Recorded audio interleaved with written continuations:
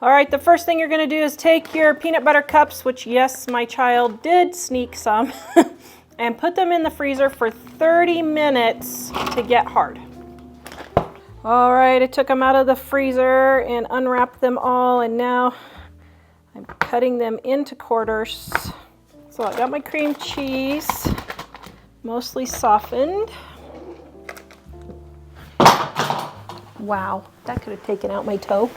That is why I wear my shoes in the house. All right, I got my cream cheese, my vanilla, powdered sugar. Oops, well, my goodness. Oh, Tawra, we'll just add a little extra. Okay, because that's how Tawra cooks. All right, and then 1.5 cups of peanut butter. Okay, so now I'm going to whip these up together. I gotta fold in the whipped topping. Now we take half the Reeses, fold that in. We're going to put this in there.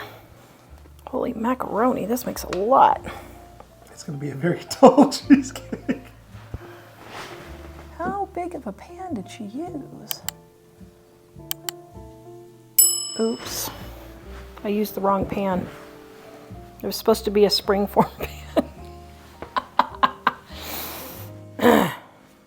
Okay, I used the wrong pan. So it should have been a springform pan. You want to build a snowman?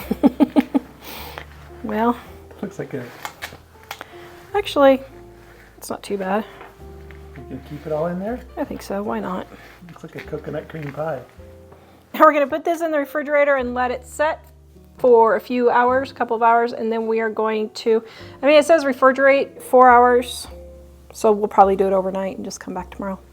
All right, here is our Reese's cheesecake. Now I have some melted hot fudge that I'm going to drizzle over the top.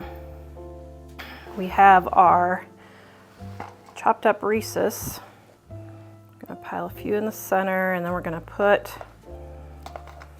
a few all around. All right, here we go to cut it.